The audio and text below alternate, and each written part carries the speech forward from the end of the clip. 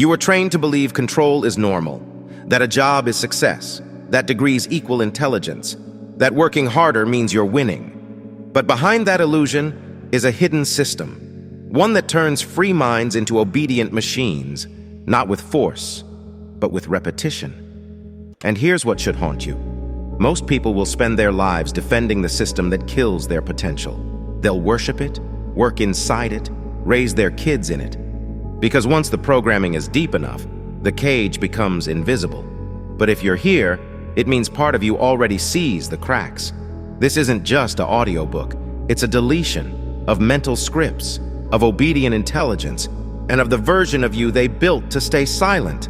Because what I'm about to give you isn't motivation. It's a brain hack to escape the matrix, to rebuild your mind, and to think like the 1% who never needed permission. Let's begin. Chapter 1. The hidden machine that runs your mind. If you were truly thinking for yourself, why do your thoughts look exactly like everyone else's? You were born with a mind, but you were never taught how to own it.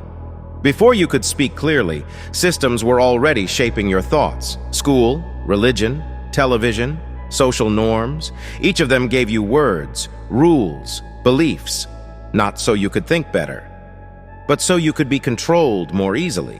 That's not paranoia, that's design. The truth is, 99% of people walk through life with borrowed thoughts. They're not stupid, they're just mentally conditioned. They believe what they're told, they fear what they're taught to fear, and they chase what they were programmed to chase, even if they can't explain why. And what's worse, they'll defend that system with their life. Because when the mind is programmed, the prison becomes invisible. The real system isn't external, it's internalized. Most people think the system is a government, a school, a corporation, a law. No, the real system is the mental autopilot you were never trained to question. Let me show you what I mean. If I asked you why you went to school, you'd probably say, to get an education. But why is education something you only get from a school? Why does a piece of paper hold more value than actual knowledge? Why is memorizing history, repeating formulas, and obeying bells considered learning? It's not because it works. It's because it conditions obedience. You weren't being taught how to think. You were being taught how to submit. And the system? It rewards that submission. It gives you praise when you follow, punishment when you question, and a paycheck when you stay quiet. The mind of the 99%, trained, tamed, and timed. Here's the real formula. Train the child to follow structure. Reward them for performance, not truth. Time their life around bells, clocks, deadlines. Tie their identity to external approval. Convince them they're free, while they obey every step. That's the mental software running in most people. And that's why they never escape. They don't question their 9-5 because everyone else works one. They don't question their education because it came from authority. They don't question money, religion, law, success because questioning feels unsafe. And the system is smart. It doesn't need violence. It just needs your agreement. The difference between you and them. If you're still listening, you've already separated from the 99%. Because your curiosity hasn't been killed. Your silence hasn't made you obedient. And deep inside, you know, you were never meant to be just another programmable unit in their machine. You were born with a system inside you far more powerful, one that questions, connects, and constructs new meaning. The problem is, no one ever taught you how to activate it. That's what this audiobook is for, to help you outthink the system, not with rebellion, but with clarity. Not by yelling louder, but by seeing deeper. Not by breaking rules, but by building your own. In the next chapter, I'll show you how even intelligent people become obedient, and how the system rewards smart minds, only if they stay inside the cage. We'll expose the illusion of success, and reveal the real trap hiding behind your ambition. Chapter 2. The Trap of Smart Obedience. The system doesn't fear your intelligence. It fears what you'll do with it once it's no longer for sale. What if I told you that smart people are the easiest to trap? Not because they lack awareness, but because their awareness has been redirected. They're praised for their logic, rewarded for their memory, elevated for their ability to solve problems they didn't choose, inside a system they never built. It sounds like success. It feels like achievement. But underneath, it's often just intellectual obedience dressed as ambition. Intelligence was never the problem. Direction was. School doesn't kill smart people. It just redirects their curiosity into controlled lanes. Solve this equation, but don't question who designed it. Write this essay, but stay within the rubric. Get good grades, but don't ask why you're being graded. You're not rewarded for insight. You're rewarded for compliance in high resolution. That's what I call smart obedience. You're clever enough to execute the system flawlessly, but too conditioned to challenge why it exists. It's how doctors, engineers, lawyers, and academics become high-performance prisoners. They know a lot, but they rarely know themselves. How smart people get trapped deeper than anyone else. Here's the paradox. The smarter you are, the more validation you get from the system. And the more validation you get, the harder it becomes to leave. Because now you have something to lose. A title, a reputation, a paycheck, an identity. And so, intelligence becomes a cage with velvet walls. You don't feel trapped. You feel respected. You feel needed. But what you don't realize is this. The system doesn't care how smart you are, as long as your intelligence stays on a leash. What the system fears. The system doesn't fear the dropout, the protester, the rebel. It fears the intelligent mind that walks away in silence. The mind that asks, why am I solving problems I didn't create? Why am I working for someone else's goals? Why does my intelligence only matter when it's profitable for someone else? These questions don't lead to rebellion. They lead to evolution, because once you stop selling your intelligence to the highest bidder, you begin investing it in freedom. The beginning of mental ownership. Here's the shift. You don't need to destroy the system. You just need to stop feeding it with your focus. Imagine what would happen if you used your intelligence to build income streams, not resumes. Used your curiosity to design systems, not chase promotions. Used your logic to escape, not excel. Suddenly, you're not playing the game better. You're building your own game. And that's the ultimate threat to a system that profits off your participation. The exit isn't loud, it's strategic. You don't need to argue with the system. You don't need to prove anything. All you need to do is stop offering your mind to be used and start using it for yourself. In the next chapter, I'll show you the exact brain hack that flips this switch, how one simple change in thinking breaks the loop of obedience and starts turning your thoughts into tools for personal freedom. This is where you stop thinking like a student and start thinking like an architect. Chapter 3, the brain hack that breaks the loop. The smartest prison is the one that rewards you for staying inside. The system doesn't need bars, it doesn't need chains. All it needs is a pattern you never notice, but keep repeating. That pattern is mental obedience. It looks harmless. You wake up, you check your phone, you get to work, you follow a calendar someone else designed, you solve problems that don't belong to you, you chase goals that don't fulfill you, and at the end of the day, you're too tired to ask why. That's the loop. And most people, even smart people, never escape it. Because the loop feels productive. It feels responsible. It even feels impressive. But it's still a loop, and it keeps your mind running in circles instead of moving forward. The brain hack. Interrupt the loop with a systemic thought. Here's the hack. Replace linear thinking with systemic thinking. Let me explain. The system trains you to think in lines. Study, job, promotion, retirement, wake, work, consume, repeat. But the 1%, the system designers, they think in loops, in leverage, in layers. Where the 99% sees steps, the elite sees systems. Systems don't ask, what's next? They ask, what repeats? Because once you see a loop, you can break it. You can rewire it. Or better yet, you can build your own. How to apply the hack right now. Here's how you do it. Ask yourself these 3 questions every single morning. What am I repeating that's not moving me forward? Routines, conversations, habits, thoughts. What system am I unknowingly feeding? An employer's profits? A school's status game? Someone else's dream? What loop do I need to build instead? A daily content habit, a skill that compounds, a project that frees me. This isn't about adding more effort. It's about directing your mind like a weapon, not a worker. The 3-part rewiring formula. Let's make it practical. Here's the core framework. 1. Zoom out. Your first task is to stop thinking like a TaskRabbit. Zoom out. Ask, what system am I inside of? Who designed it? Why am I still here? This alone can dissolve 10 years of mental fog. 2. Spot the invisible rule. Every loop has one unspoken rule.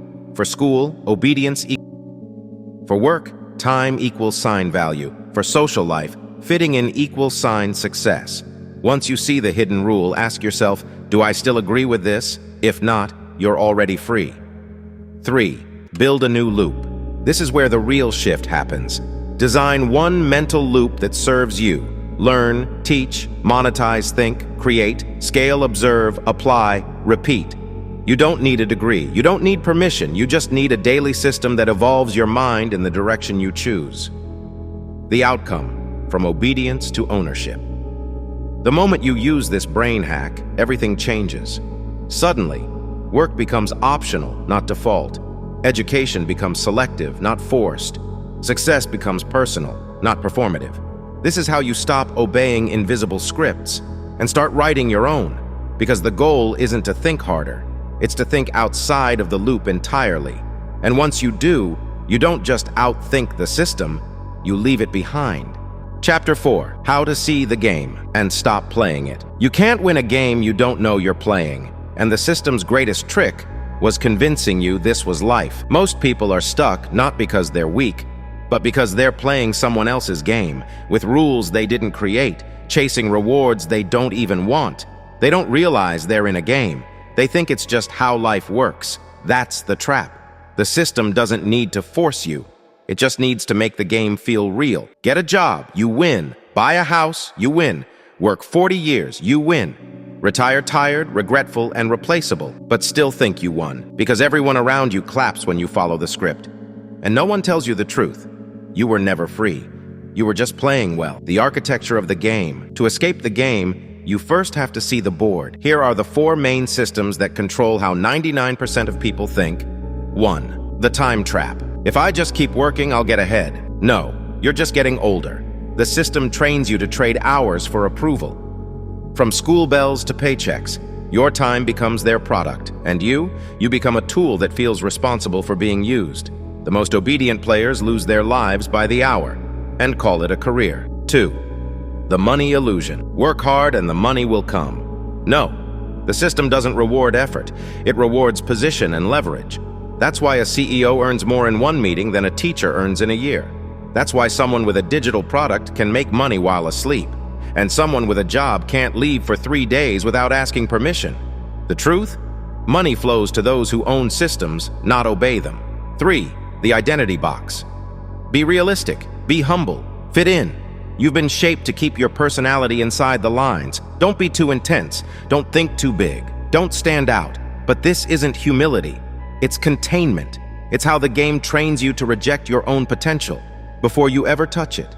Your personality was edited, your ambition was softened, your silence was praised, all to keep you easy to manage. 4. The fear lever. Don't risk too much. You'll lose everything. Fear is the final lock. Fear of failure, fear of judgment, fear of starting from zero. The system doesn't need to stop you. It just needs to convince you that freedom is too dangerous. So you stay where it's safe. And safety becomes your cage. How to see the game differently. The people who escape don't escape through luck. They escape through perception. They see the game as it is, not how it's advertised. So how do you start seeing? Here's a framework you can use right now. The 3-part game recognition protocol. Step 1. Name the game. Ask yourself, what game am I playing? Who benefits from me playing it? What belief is keeping me inside it? If you can't name the game, you're trapped in it. Step 2. Break the rule that isn't real. Every game has one fake rule. Find it, question it, destroy it. Examples. You need a degree to succeed. You have to work 40 years to earn freedom. You must struggle to deserve wealth. Ask, what if that rule was never true? Because most of them never were. Step 3. Stop playing, start building. The real power isn't in playing the game better. It's in creating your own game entirely, where you control your income, learning, identity, direction, where the rewards don't come from applause, but from alignment. You don't escape by winning. You escape by exiting. Here's what they won't tell you. The most powerful people aren't playing harder. They've left the board entirely. They live by different rules. Their mind is built on different values. And their intelligence?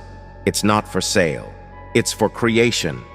That's your next move. Chapter 5. Building Mental Autonomy. You don't need more knowledge. You need to reclaim your mind from the machine. Most people don't fail because they're not smart. They fail because their thinking belongs to someone else. They think with words they didn't choose. They chase goals they didn't create. They live by rules they never questioned. And the system loves that, because an obedient thinker is predictable, controllable, profitable. But you're here to reclaim your thoughts, not with rebellion, but with architecture. This chapter isn't about motivation. It's about mental autonomy, the ability to build your own operating system and update it without asking for permission. Let's begin. What is mental autonomy? Mental autonomy means your thinking is self-directed, self-correcting, self-rewarding. You no longer rely on school to learn. You no longer rely on jobs to earn. You no longer rely on culture to define success.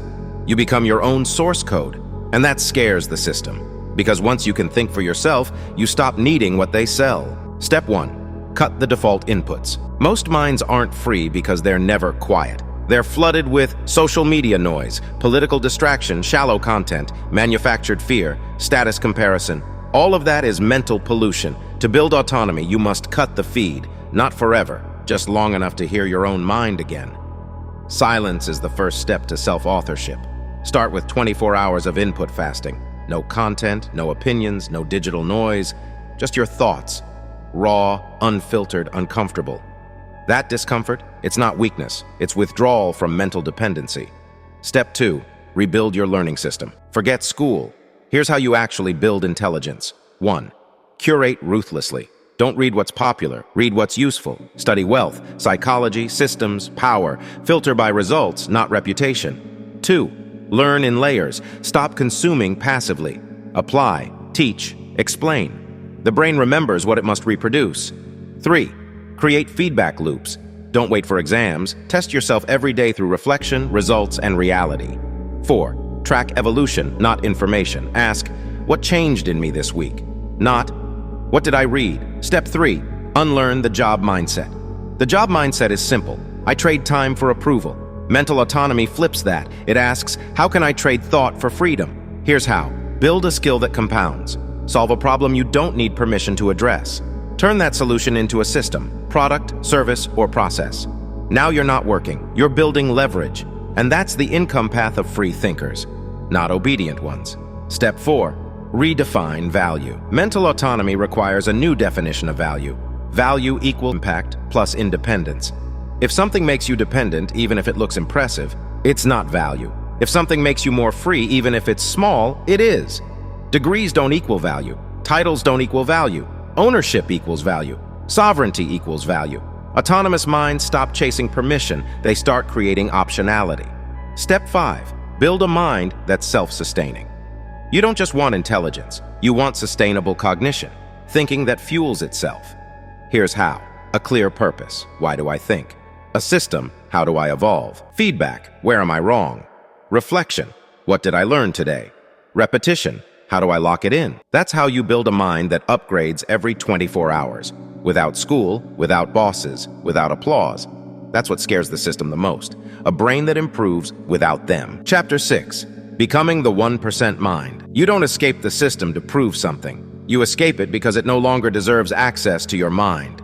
Most people think the 1% are born lucky, but the truth is far colder and far more empowering. The 1% don't have different brains. They have different protocols. They use thought differently. They interpret fear differently. They respond to pressure differently.